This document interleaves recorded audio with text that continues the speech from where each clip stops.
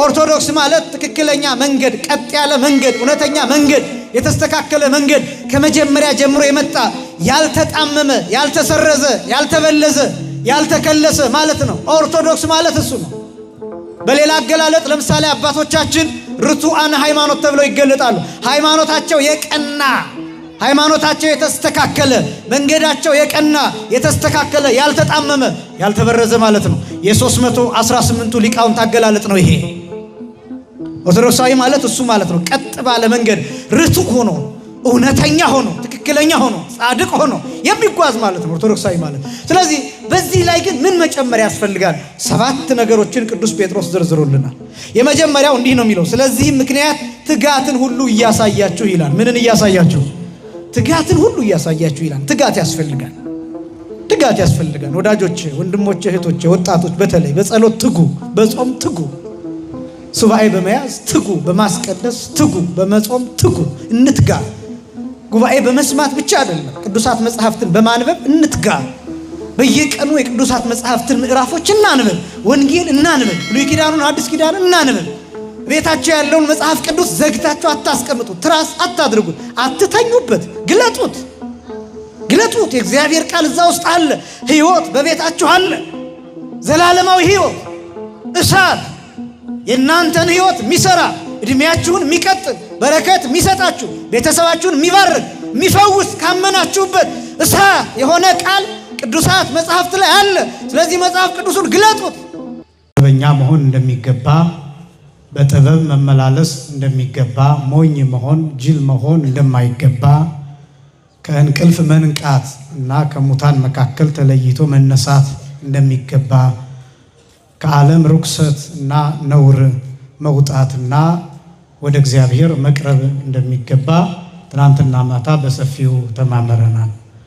ጠዋት ላይ ምንም እንኳን የአየር ጠባዩ አስቸጋሪ የነበረ ቢሆንም ቤተክርስቲያን በሚል ርዕስ ቤተክርስቲያን በ3 ክፍል እንደሚከፈል፣ አንደኛው ህንፃው፣ ሁለተኛው የኛ አካል የእያንዳንዳችን፣ ሶስተኛ ደግሞ ህብረታችን፣ አንድነታችን ቤተክርስቲያን እንደሚባል እነዚህን 3 ነገሮች በአጭር ደቂቃ ተመልክተናል።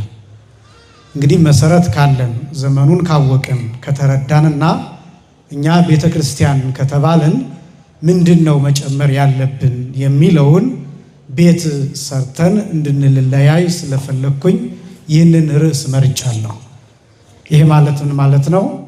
ትምህርት ሲሰጥ ጉባኤ ሲኖር በተለይ ከመጀመሪያው ጀምሮ እስከ መጨረሻው ድረስ ከአንድ መምህር ምንወስደው ነገር ምንድነው የሚል ልምድ ቢኖር ጥሩ ነው። እንዲሁ መደናነቅ ብቻ እንዳይሆን፣ ማወዳደር እንዳይሆን፣ እገሌ መምህር ሲያስተምር ከነገሌ ጋር ይበልጣል ያንሳል፣ ወይም እገሌ ሲያስተምር ጎበዝ ነው ጥሩ ነው ከሚሉ ነገሮች አልፈን ከመምህሩ መውሰድ የሚገባንን ነገር በየጊዜው መውሰድ ብንችል እንዲህ አይነት ልማዶች እንዲኖሩ እሱን ለማሳሰብ ነው። በጣም ብዙ ጊዜ ደስ ይላል። በእርግጥ በተለይ ደግሞ የወላይታ ምእመናን መምህራንን ታከብራላችሁ፣ ዘማሪያንን ታከብራላችሁ፣ አገልጋዮቻችሁን እጅግ በጣም ታከብራላችሁ፣ ትወዳላችሁ። ይሄ ብቻ አይደለም። ደጋግሜ በመድረክ በመቆምበት ሰዓት ሰው አክባሪ፣ እንግዳ አክባሪ፣ ለሰው ጥሩ ፈገግታ ያላችሁ፣ ለሁሉም ሰው እኩል አመለካከት ያላችሁ ስለሆናችሁ በዚህ ትመሰገናላችሁ። የምናገረው እንዳጠቃላይ ስለሆነ ግን ብዙ ጊዜ የምናውቃቸውንና የምናደንቃቸውን መምህራንን ዘማሪያንን ስናገኝ አብሮ ፎቶ ከመነሳት ባለፈ እሱን እየነቀፍኩኝ አይደለም፣ ግን አብሮ ፎቶ ከመነሳት ባለፈ ቆርቤ ያለሁ የሚል ቃል ቢኖር በአንተ ትምህርት፣ በአንተ ዝማሬ፣ በአንቺ ዝማሬ ንስሐ ገብቻለሁ ስጋውን ደሙን ተቀብያለሁ ብሎ በጆሮ ሹክ ማለት ቢቻል፣ እንደዚህ አይነት ደግሞ ለውጦች መምጣት የሚችሉት መምህሩ የሚያስተምረውን ትምህርት ከመጀመሪያው እስከ መጨረሻው በመከታተል ጁሱን መውሰድ፣ ጭንቅ ሐሳቡን መውሰድ። ምንድነው የተማርኩት? 3 ቀን አንድ መምህር ሲያስተምር ምንድነው ከዚህ መምህር ያስኩት? እንዲህ አይነት ልማዶች መኖር አለባቸው እና ስለዚህ ዛሬ በእምነታችን ላይ ምንድነው የምንጨምረው የሚለውን ማሳየት ነው። እዚህ ውስጥ እምነት የሌለው የለም። ሁላችንም እምነት አለ። መጨመር ያለብን ሊጎለን የሚችል ምንድነው? እነዚህ ምዘረዝራቸው ነገሮች የኔ አይደሉም። ሐዋርያው ቅዱስ ጴጥሮስ የዘረዘራቸው ነገሮች ናቸው።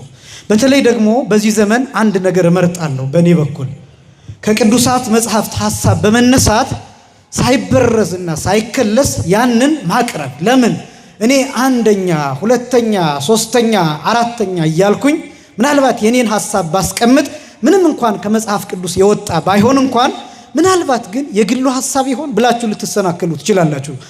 ቅዱስ ጴጥሮስ ግን 7 ነገሮችን ዘርዝሮ አስቀምጧል። ደግሞ አንድ ነገር እነግራችኋለሁ። እነዚህን ነገሮች ዘርዝሮ ከጨረሰ በኋላ ቅዱስ ጴጥሮስ አንድ ነገር ይናገራል። እነዚህን በእምነታችሁ ላይ የጨመራችሁ እንደሆነ ይላል ስራ ፈቶችና ፍሬ ቢሶች እንዳትሆኑ ያደርጓችኋል ይላል።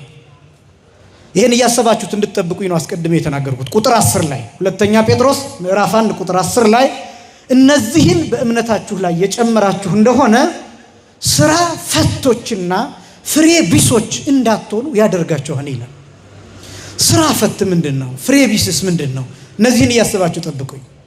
በእምነታችሁ ላይ እነዚህን ጨምሩ። ርዕሳችን የቅዱስ ጴጥሮስ መልእክት ሁለተኛ ምዕራፍ 1 ቁጥር 5 ላይ ስለዚህ ምክንያት ትጋትን ሁሉ እያሳያችሁ ይላል። ሲጀምር ቁጥር 5 ጀምሮ ይሄ የቅዱስ ጴጥሮስ ምዕራፍ 1 ሁለተኛ ጴጥሮስ ምዕራፍ 1 ሙሉ ነገረ መለኮትን በስፋት የሚተነትንና እኛ ከእግዚአብሔር ጋር የሚኖረንን አንድነት የሚገልጥ ምዕራፍ ነው።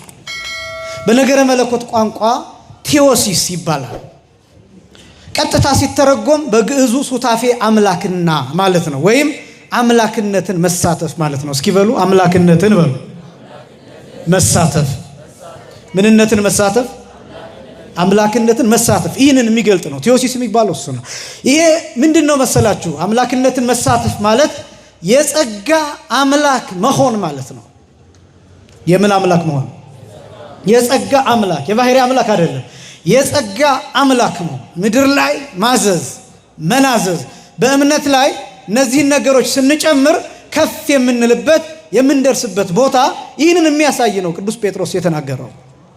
መለኮታዊ ክብሩን እንዴት እንደምንሳተፍ፣ ከመለኮታዊው ቅድስና እንዴት እንደምንሳተፍ፣ ከባህሪ አምላክነቱ በጸጋ እንዴት እንደምንሳተፍ፣ በምድር ላይ እንዴት እንደምንሰራ፣ እንዴት እንደምንታዘዝ፣ ልክ ሙሴን በፈርዖን ላይ አምላክ አድርጎ እግዚአብሔር እንደሾመው እኛም በዚህ ምድር ላይ የተሾምነን የጸጋ አማልክት ነን። በዚህ ምድር ላይ በዚህ ዓለም ላይ ለዚህ ነው የሚገደን የዓለም ጉዳይ የሚገደን፣ የታመሙት ሰዎች ጉዳይ የሚገደን፣ በባህርና በደረቅ የሚሄዱ ሰዎች የሚገደን፣ የነጋዴዎች ጉዳይ የሚገደን፣ በአውሮፕላን የሚሄዱ፣ በስደት ያሉ፣ በረሃብ ያሉ፣ በመጠማት ያሉ፣ ወላጅ የሌላቸው፣ ልጅ የሌላቸው፣ ባል የሌላቸው፣ ሚስት የሌላቸው፣ የሙት ልጆች የሆኑ የተቸገሩ፣ የነሱ ጉዳይ የሚያሳስበን። በነገራችን ላይ በምድር ላይ የጸጋ አማልክት ሆነው ስለተሾምን ነው። ኃላፊነት የሚሰማን ለዚያ ነው።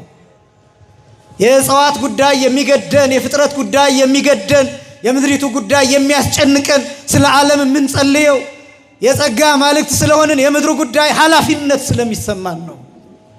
ማንም በሃይማኖት የማይመስለን ሃይማኖት የሌለውም ቢሆን ምንም ቢሆን ሃይማኖቱ ምንም ይሁን በሰውነቱ ብቻ እንዳይወድቅ፣ እንዳይታመም፣ እንዳይሞት የምንጸልየው ለዚህ ነው። ለዚህ ነው እዚህ ሆነን ሌላ ሀገር በሚሳኤል ድምጥማጣቸው እየጠፉ ያሉ ህፃናት የሚያሳዝኑ ልባችን የሚነካው ለዛ ነው።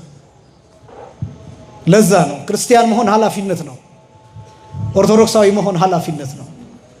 ይህን ኃላፊነት የመሸከም ብቃት ያስፈልጋል በዚህ ዘመን። ትናንትና ዘመኑን እወቁ ብዬ እንዳስተማርኩት አንዱ ዘመንን የመረዳት ውጤት ኦርቶዶክሳዊነት ምን ኃላፊነት አለው። በጣም ብዙ ነገሮች እኛ ጫንቃ ላይ አሁን የሚያርፉበት ጊዜ ነው። ብስለታችን የሚፈተንበት፣ ወርቅነታችን የሚፈተንበት፣ ሃይማኖታችን የሚረጋገጥበት፣ መንፈሳዊነታችን የሚታይበት፣ ቻይ ምን ሆንበት፣ ታጋሽ ምን ሆንበት፣ ይህን የምናረጋግጥበት ዘመን ነው። ይሄ የሚሆንበት ምክንያት ምንድን ነው? ኃላፊነት ስለሚሰማን። ኃላፊነት ለምን ይሰማናል? በምድር ላይ የጸጋ አማልክት ሆነን ስለተሾፍን። ለምን? እግዚአብሔር ለኛ ይችን ዓለም አደራ ብሎ ሰጥቶናል። ለነ ቅዱስ ጴጥሮስ በጎቼን ጠብቅ፣ ግልገሎቼን ጠብቅ፣ ጠቦቶቼን ጠብቅ የሚለው ኃላፊነት የዓለምን ሁሉ ኃላፊነት ነው የሰጠው። የክርስቲያኖቹን ብቻ እንዳይመስላችሁ ለጴጥሮስ የተሰጠው። ለምን? ጴጥሮስ ያላመኑትን የማሳመን ኃላፊነት አለበት። ከሃይማኖት የሚወጡ ሰዎችን የመመለስ ኃላፊነት አለበት። ጴጥሮስ ማለት በጴጥሮስ እግር የተተኩ ካህናትም ጭምር፣ ካህናቱ ብቻ ሳይሆን ማንኛውም ኦርቶዶክሳዊ ጠቦቶቹን የመጠበቅ፣ በጎቹን የመጠበቅ፣ ፍየሎቹን የመጠበቅ ኃላፊነት አለበት። ግልገሎቹን የመጠበቅ ኃላፊነት አለበት። ይሄ ኃላፊነት ለጴጥሮስ ብቻ የተሰጠ አይደለም፣ ለጴጥሮሳውያን ጠቅላላ የተሰጠ ኃላፊነት ነው። ለምን እንዲህ የሚል ጥያቄ ያለው ትወደኛለህን የሚል ጥያቄ። ትወደኛለህን የሚለው ጥያቄ ለጴጥሮስ ብቻ የሚጠየቅ አይደለም፣ ለአንተም ይጠየቃል። ትወጅኛለሽን ብሎ እግዚአብሔር ይጠይቃል። ትወደኛለህን ብሎ ይጠይቃል። ከዛስ እንደምወድህ አንተ ታውቃለህ ስትለው ምን ይልሃል? እንግዲያውስ ጠብቅ፣ አካባቢህን ጠብቅ፣ ጎረቤትህን ጠብቅ ይልሃል። ታናናሾችህን ጠብቅ፣ ታናናሽ ወንድሞችህን ጠብቅ፣ ታናናሽ እህቶችህን ጠብቅ፣ ሚስትህን በመንፈሳዊነት ጠብቅ፣ ባልሽን ጠብቂ፣ ለስጋው ደሙ አብቂው፣ ለስጋው ደሙ አብቃት፣ ጓደኛህን ጠብቀው፣ የሥራ ባልደረባህን ጠብቀው፣ የትምህርት ቤት ጓደኛህን ጠብቀው፣ በመንገድ ላይ የምታገኘውን ሰው ጠብቀው፣ የወደቀውን ሰው ጎዳና የወደቀውን ሰው ጠብቀው፣ የታመመውን ሰው ጠብቀው፣ በሆስፒታል ያለውን ሽባ የሆነውን አልጋ ላይ ያለውን ሰው እሱን ጠብቀው፣ ግልገሎችን ጠብቅ፣ ጠቦቶችን ጠብቅ፣ በጎችን ጠብቅ፣ እነሱ የኔ ናቸው፣ ወደ ሃይማኖት እንዲመጡ ወደ ቅዱስ ቤተክርስቲያን እንዲጨመሩ አድርግ፣ ያ እንኳን ባይሆን ባሉበት ጠብቃቸው። ይሄ ኃላፊነት ለሁላችን ተሰጥቷል። ትወደኛለህን የሚል ጥያቄ ያለው መውደድ፣ እግዚአብሔርን መውደድ በዚህ ነው የሚገለጠው። ኃላፊነት የሚባል ይሄ አያችሁ። ክርስቲያን ማለት በዚህ ልክ ዓለምን መረዳት ነው፣ ዓለምን ማወቅ ነው። የመለኮታዊ ክብሩ ተሳታፊ መሆን ማለት ይሄ ነው።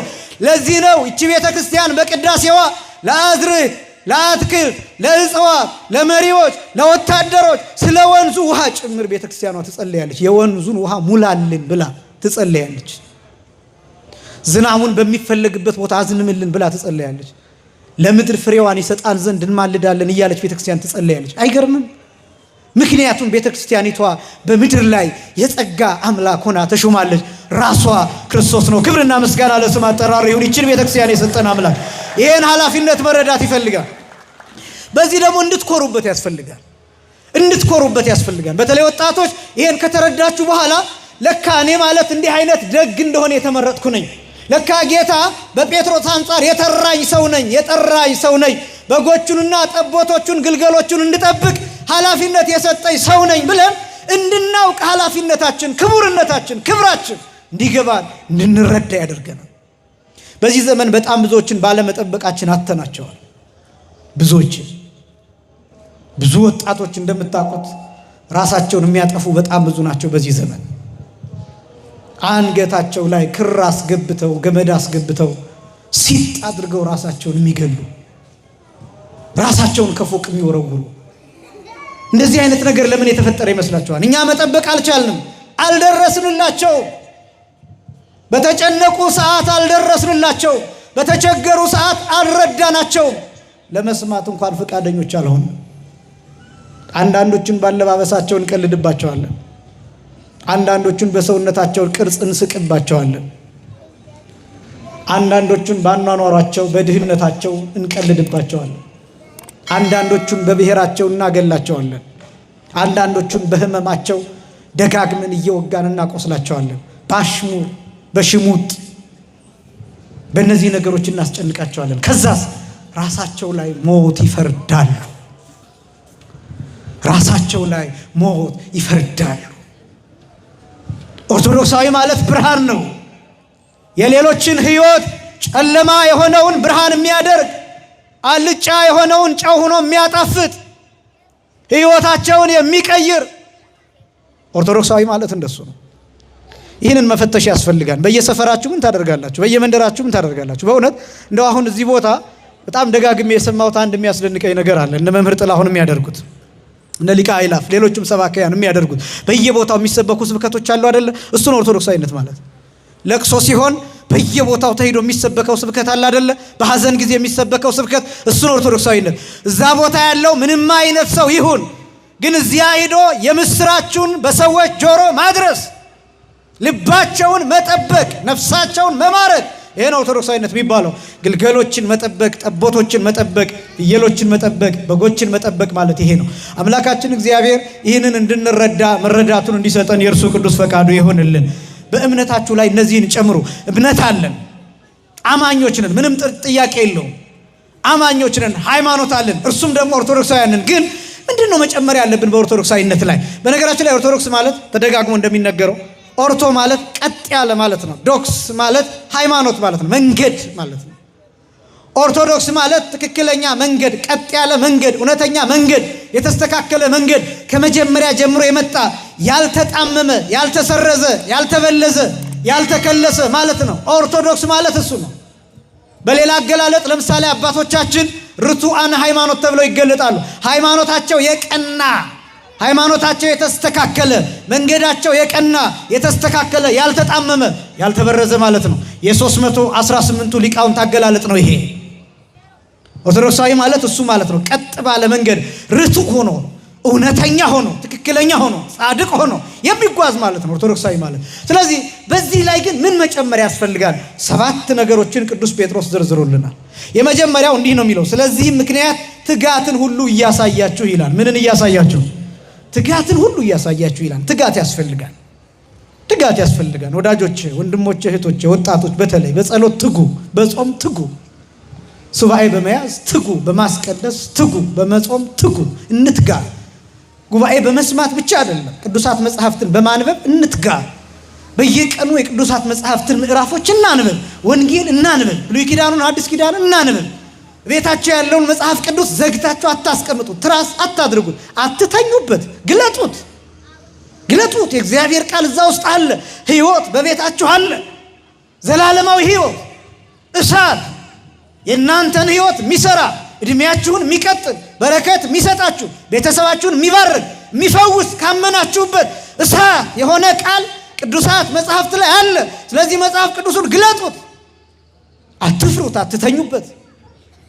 እዚህ ጽፋችኋቸው የምትወስዷቸውን ማስታወሻዎች ቤታችሁ ስትገቡ ገለጥ ገለጥ አድርጉት። እየጻፋችሁ ብቻ አጀንዳውን ዘግታችሁ አታስቀምጡት። ንቁ፣ ቅዱሳት መጽሐፍትን አንብቡ። ትጋት ማለት እንደሱ ነው። አትስነፉ። ስንፍና የኦርቶዶክሳዊነት መገለጫ አይደለም። አትድከሙ፣ አታርጁ፣ ያለ ዕድሜያችሁ አታርጁ። ራሳችሁን አታልፈስፍሱት። በእግዚአብሔር ቃል ኃያል ብርቱ አድርጉት። ጉልበት ያላችሁ፣ አቅም ያላችሁ፣ በትንሽ ፈተና የምታለቅሱ አትሁኑ፣ የምትሸነፉ አትሁኑ፣ የምትተክሱ አትሁኑ።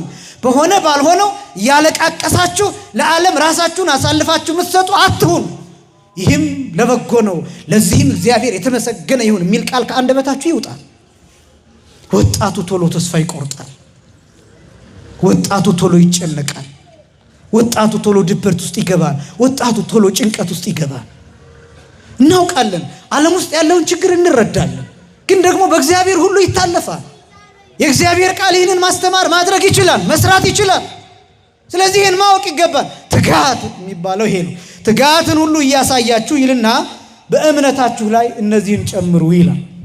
በእምነታችሁ ላይ በሉ፣ ሁላችሁ እነዚህን በሉ ጨምሩ።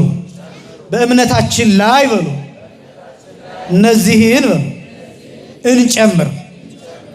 አንደኛ በጎነትን ይላል። እጠይቃችኋለሁ በኋላ።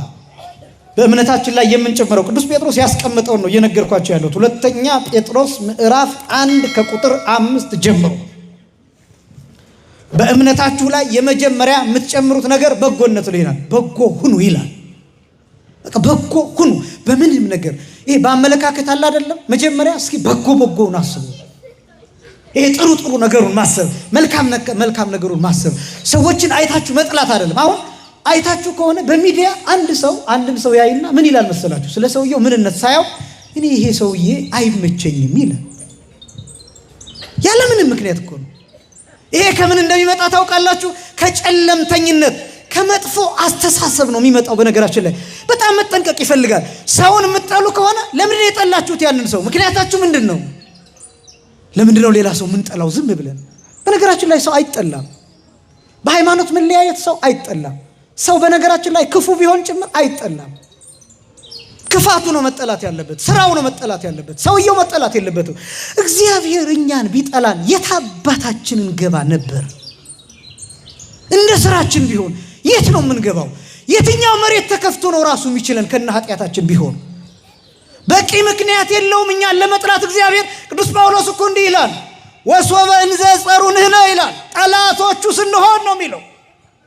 ጠላቶቹ፣ ገለነው ጠላቶቹ፣ ገርፈነው ጠላቶቹ፣ ሰድበነው ጠላቶቹ፣ ምራቃችንን ተፍተንበት ጠላቶቹ፣ በመስቀል በማይመች መስቀል በሚጎረብጥ መስቀል በአምስት ችንካር አያይዘን በሽቦ አስረን ሰቅለነው ጭንቅላቱ ላይ የሚሰንጥ 70 የሚደርስ እሾህ ጭንቅላቱ አናቱ ላይ የራስ ቅሉ ላይ ሰክተን ራሱን እየፈጠፈጥን ገለነው።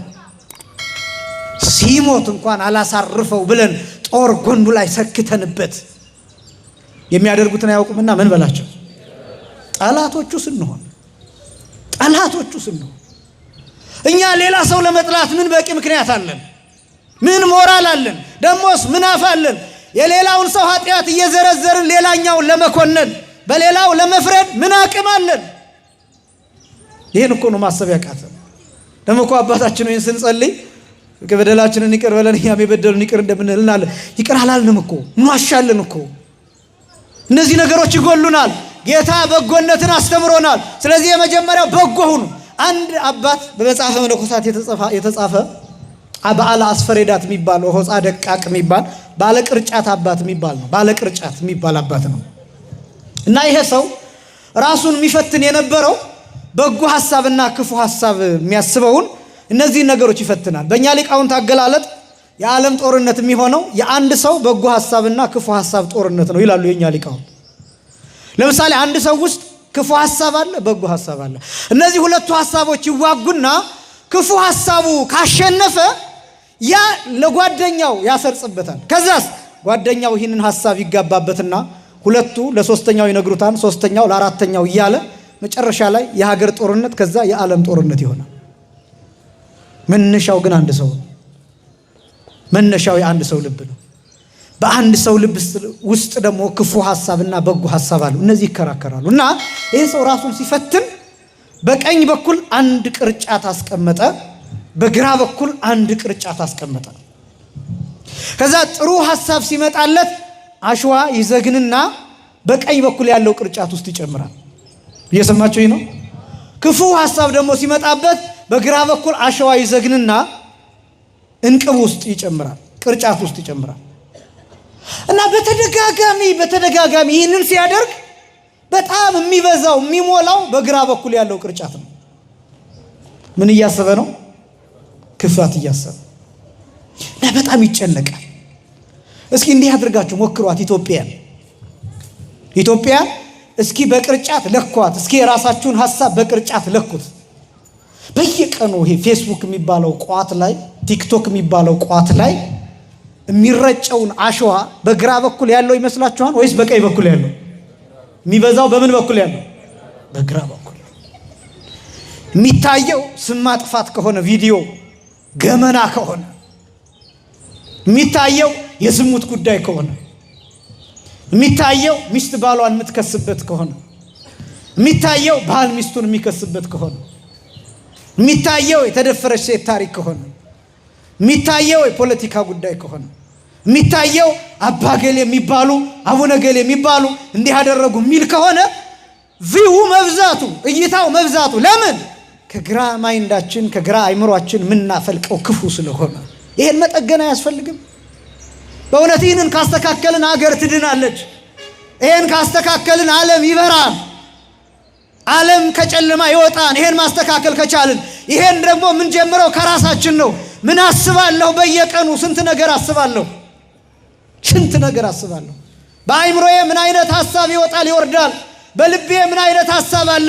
እኔን የተቆጣጠረኝ የትኛው ሐሳብ ነው ብለን ማሰብ ስንጀምር ያን ጊዜ ሀገሪቱ ትድናለች፣ ቤተሰብ ይድናል። እኔ የምነግራችሁ ነገር ምን እንደሆነ ታውቃላችሁ? በአንድ ሰው ክፉ ንግግር አየር ይበከላል፣ ውሃ ይበከላል። አየር ይበከላል፣ ውሃ ይበከላል። ጌታ እስመህም ልብከ እስመህም ቃልከ ትጸድቅ ወም ቃልከ ትትኮነን ይላል። ከቃል የተነሳ ትጸድቃለህ፣ ካነጋገርህ የተነሳ ደግሞ ትኮነናለህ ወይም ይፈረድብሃል ይላል። ይሄ ማለትን ማለት እንደሆነ ታውቃላችሁ? የምንናገረው ቃል ምድር ላይ የሚሰራው ስራ አለ። ወኩሉ ዘይነብብ ጽሩዓ ያገቡ ሁለቱ ቃለ በዕለተ ደይን ይላል።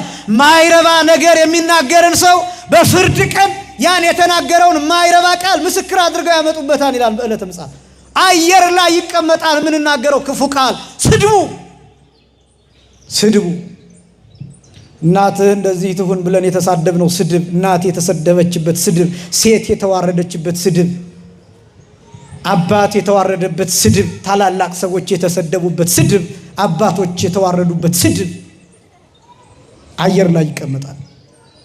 ያ እርግማን ይሆናል። እንደዚህ ጠይቃችሁ ታውቃላችሁ? ላስጨንቃችሁ ፈልጌ አይደለም፣ ግን አሁን እድሜያችን ለምን ያጥራን ብላችሁ ጠይቃችሁ ታውቃላችሁ? እድሜያችን ለምን ያጥራን? 70 ዓመት መኖር አልቻልንም፣ 80 ዓመት መኖር አልቻልንም። የእድሜያችን ጣራ ወርዷል።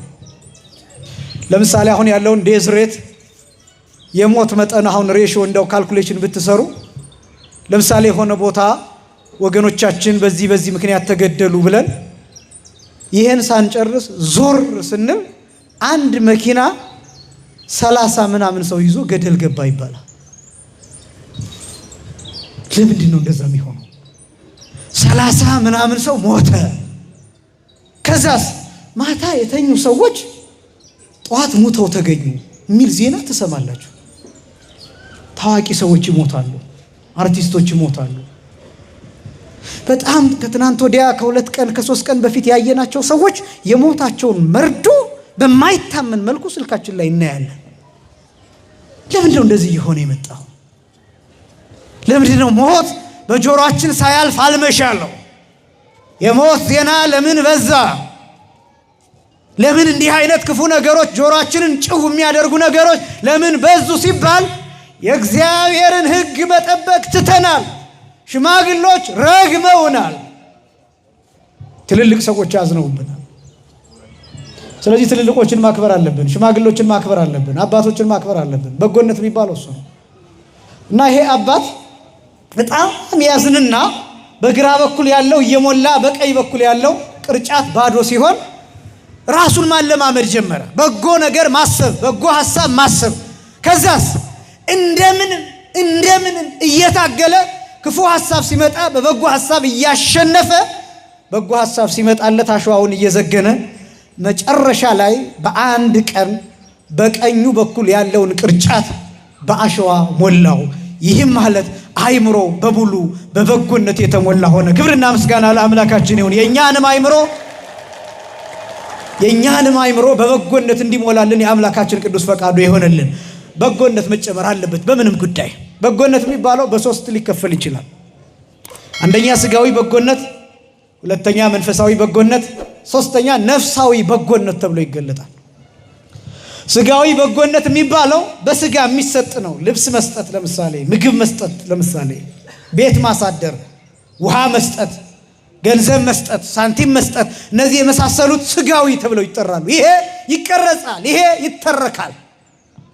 ነገሌ ይህን ያህል ሰው አበሉ፣ ይህን ያህል ገንዘብ ሰጡ፣ ይህን ያህል ኩንታል እንደዚህ ረዱ።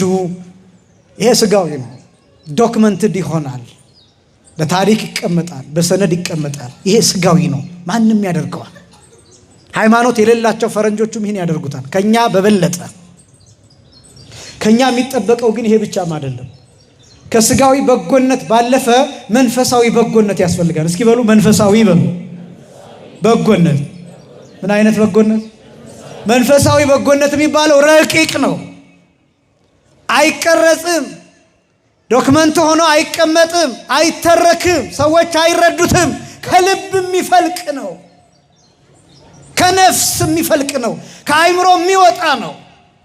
መንፈሳዊ በጎነት የሚባለው ርኅራሄ ነው፣ ማዘን ነው፣ ለክፉ ሰዎች ጭምር፣ ከሃይማኖት ለወጡት ሰዎች ጭምር፣ በክህደት ላሉ ሰዎች ጭምር ማልቀስ ነው።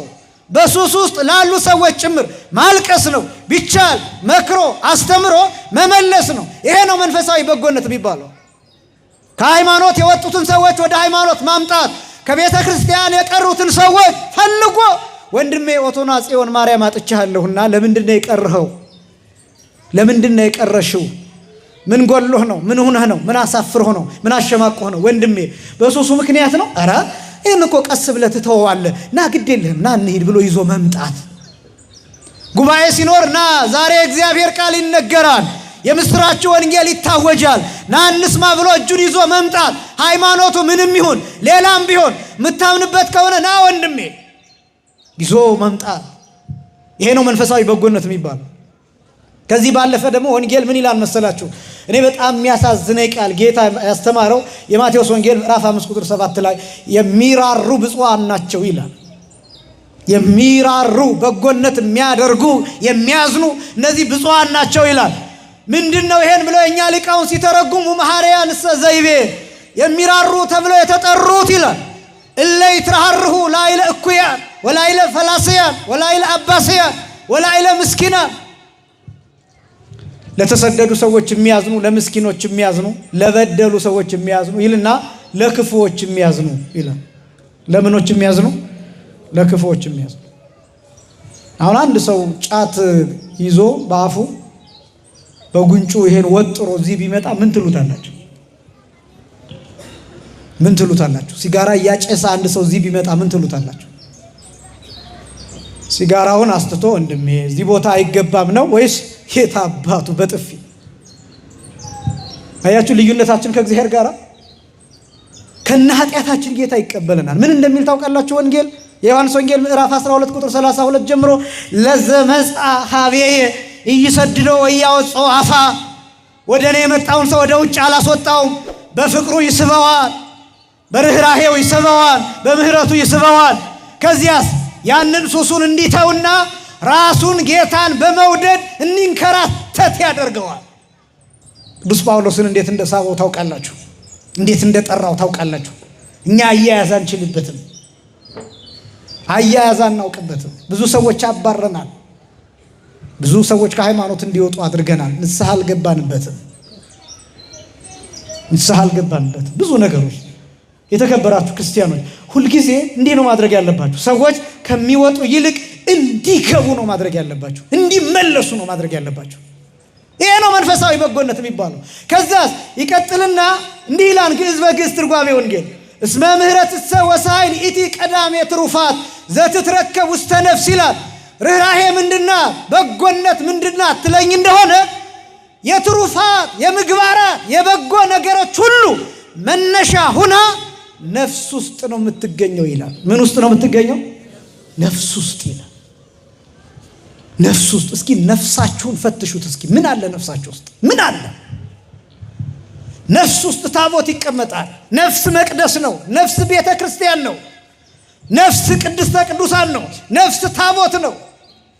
ነፍስ ውስጥ ጽላት ይቀመጣል። ነፍስ ውስጥ ታቦት ይቀመጣል። ያ ታቦት ምንድን ነው? ያ ምህረት ምንድን ነው ትሉኝ እንደሆነ በጎነት ነው፣ ርህራሄ ነው፣ መረዳት ነው፣ ሰዎችን መረዳት ነው። ይሄ ነው በጎነት የሚባለው። ከዛ ቀጥሎ እንዲህ ይላል በግዕዝ በግዕዝ ትርጓሜ ወንጌል ይህች ርህራሄ የምትባለዋ ይላል ዘትትከፈል እምአካላተ ፈጣሪ ይላል። ይህች በጎነት የምትባለው የፈጣሪ አካል ክፋይ ናት ይላል። በጎነት የምትባለው ምን ለማለት እንደፈለገ ታውቃላችሁ? ለምሳሌ እኔን አንድ ቦታ በስለት ብትወጉኝ ደም ነው የሚፈሰው። ምንድን ነው የሚፈሰው? ተፈቅዶልን እግዚአብሔርን በስለት ብንወጋው አይሆንም እንጂ ምን እንደሚፈሰው ታውቃላችሁ? ምህረት። ምህረት ከአካሉ የሚንዠቀዠቀው ከመላ አካሉ የሚወርደው የሚፈሰው ምህረት። ለዚህ ነው ጌታ ይህ ስለ ብዙዎች ለኃጢአት ሁሉ ይቅርታ የሚፈስ የአዲስ ኪዳን ምን ይህ ነው? የኛ ጌታ ደሙ የምህረት ነው። ደሙ የርህራሄ ነው። ደሙ የይቅርታ ነው። ጠብ ሲል 500 ሙታን ይቀሰቅሳል። ጠብ ሲል አንዱ ቅንጣት መሬት ላይ ሲያርፍ የበሰበሰውን የአዳምን አጥንት ያለመልማል። ትውልድን ሁሉ ወደ ዘላለም ሕይወት ይጠራል። ክብርና ምስጋና ለስም አጠራሩ ይሁን። ርህራሄ ከአካሉ ይፈሳል። ለዚህ ነው ለንጊኖስ ሲወጋው ጎኑን ሲወጋው ከጎኑ ምንና ምን ወጣ? ደምና ምን ወጣ? ከዛ ደሙ ለስርየት ሆነ፣ ለይቅርታ ሆነ፣ ለርህራሄ ሆነ፣ ለመኖር ሆነ፣ ለህይወት ሆነ። ለምን? አካሉ በሙሉ ርህራሄ ነው። እግዚአብሔር በጎ ነው። እግዚአብሔር ምንድን ነው? ስለዚህ ነገር ሁሉ ለምንድን ነው? ለበጎ ነው ምንለው። ለዚያ ነው በጎ ሁኑ። በጎ ስትሆኑ ምን እንደምትሉ ታውቃላችሁ? ነገር ሁሉ ለምንድን ነው ትላላችሁ። ስለዚህ በጎነትን ጨምሩበት፣ ርህራሄን ጨምሩበት። ይቅርታ ማድረግን ጨምሩበት። አንደኛ በእምነታችን ላይ የምንጨምረው በጎነትን ነው። ምንነትን ነው? ሁለተኛ በበጎነት ላይ ዕውቀት ጨምሩ ይላል። ምንን ጨምሩ? መጀመሪያ በጎነት፣ ሁለተኛ ምን? ዕውቀት። ምክንያቱም በጎነት ከዕውቀት ውጭ ከሆነ ጅልነት ይሆናል። ጅል መሆን ደግሞ አይገባም ብያለሁ ትናንትና። ሞኝ መሆን ደግሞ አይገባም ብያቸዋለሁ። ስለዚህ መለየት ያለብን አለ ማለት ነው። ዕውቀት የሚባለውስ ምንድን ነው? ስጋዊ ዕውቀት አለ፣ መንፈሳዊ ዕውቀት አለ። የስጋ ዕውቀት ይሄ የዓለሙ ምርምር፣ ሳይንሱ፣ ፍልስፍናው፣ ስጋዊ ፍልስፍና፣ እነዚህ ነገሮች ኃጢአት አይደለም። በነገራችን ላይ ማወቅ ኃጢአት አይደለም። ማንኛውንም ነገር ማወቅ ነው ያልኳቸው፣ መስራት አይደለም። ዕውቀት ሁልጊዜ በተግባር ሲውል ስኪል ይሆናል፣ ወይ ደግሞ ዊዝደም ሊባል ይችላል፣ ጥበብ ሊሆን ይችላል በተግባር ሲገለጥ። ኖሌጅ የሚባለው ዕውቀት የሚባለው ግን ማወቅ ነው፣ ወይም ደግሞ ኢንፎርምድ መሆን ነው፣ ፐርሴፕሽን ነው፣ ግንዛቤ ነው። ዕውቀት ያስፈልጋል። አሁን ትልቁ ችግር እውነት ለመናገር እናንተን ለማለት አይደለም፣ ግን በጣም ብዙ ችግሮች የሚፈጠሩት በቤተ ክርስቲያኖቹ ላይ ያለን ዕውቀት በጣም ውስን ነው። ለዚህ ነው ብዙ ሰዎች የሆነ ቦታ ይዘውን ወደ ሆነ ቦታ ይዘውን የሚሄዱት። ለዛ ዕውቀታችን ውስን ነው። እኔ አሁን ስለ ማህሌት እንድታውቁ አይደለም፣ አቋቋም ተማሩ አይደለም፣ ከቻላችሁ እሰየው፣ ድጓ ተማሩ አይደለም፣ የቅዳሴውን ዜማ አብጠርጥራችሁ ምናምን ማወቅ አለባችሁ፣ ትርጓሜ በቃላችሁ መሸምደድ አለባችሁ አይደለም። መረዳት ኢንፎርምድ መሆን እንጂ ዕውቀት ስለ ዲግሪ አይደለም ምላችሁ፣ ስለ ፒኤችዲ ስለ ማስተርስ ምናምን 10ኛ 7ኛ 1ኛ ክፍል ስለመሆን አይደለም። ስለ ተፈጥሮ ዕውቀት፣ በጆሮ ስለሚሰማ ዕውቀት፣ ስለ መረዳት ነው የምነግራችሁ። ሰው የሆነ ሁሉ ሊኖረው ስለሚገባው ማስተዋል፣ ስለሱ ነው የምላችሁ። ቅዱስ ጳውሎስ ቅዱስ ጴጥሮስ የሚናገረው እሱ ነው ዕውቀት የሚለው።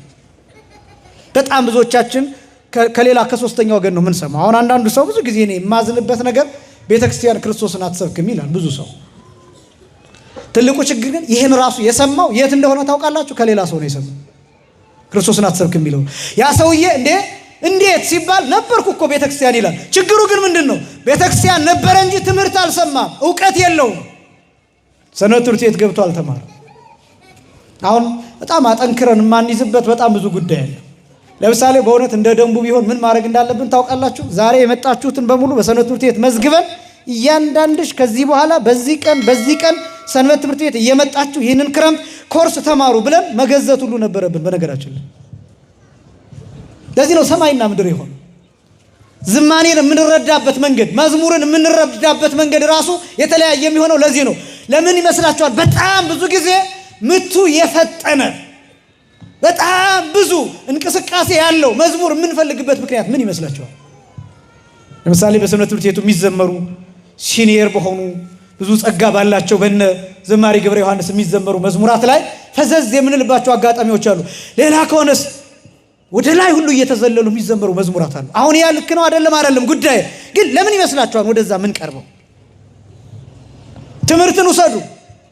ስብከት ሲሆንና ትምህርት ሲሆን ቀልባችን ይለያያል። ስብከት የሆነ እንደሆነ በየመሃሉ የሚያስቅ ነገር ያለው እንደሆነ በደንብ ልባችንን ሰቅለን ፈገግ እያልን እንሰማዋለን። አቤት ትምህርት፣ አቤት ዛሬ የተሰበክነው ስብከት።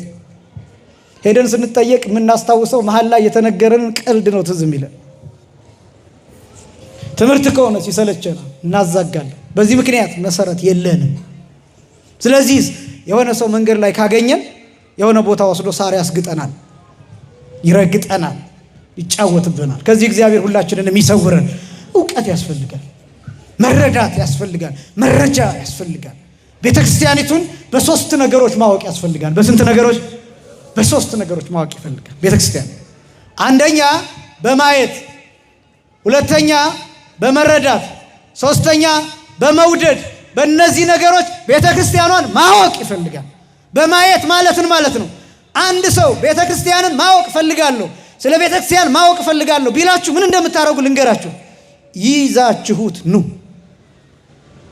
ይዛችሁት ኑ፣ ውስጥ አስገቡት። ራሱ ቅዱስ ጳውሎስ ያናግረዋል። እናንተ ምንም ማለት ባትችሉ ይዛችሁትንና ስዕሉን አሳዩት። አቡነ ተክለ ሃይማኖት ያናግሩታል፣ ድንግል ማርያም ታናግረዋለች፣ ሐዋርያት ያናግሩታል። የትም ቦታ የማያገኛቸውን የ12ቱን ሐዋርያት ስዕል፣ የ12ቱ ሐዋርያትን ታሪክ እዚህ ያገኛል። አሳዩት፣ ቅዳሴውን አሳዩት። ክርስቶስ እንዴት እንደሚተረክ፣ የመስዋዕቱ በግ እንዴት እንደሚቀርብ ቤዛነቱ እንዴት እንደሚነገር፣ መስዋዕቱ እንዴት ትኩስ ሆኖ በቤተ ክርስቲያኒቱ እንደሚቀርብ፣ ደሙ እንዴት ትኩስ ሆኖ እንደሚቀርብ አሳዩት። ይዛችሁት ነው።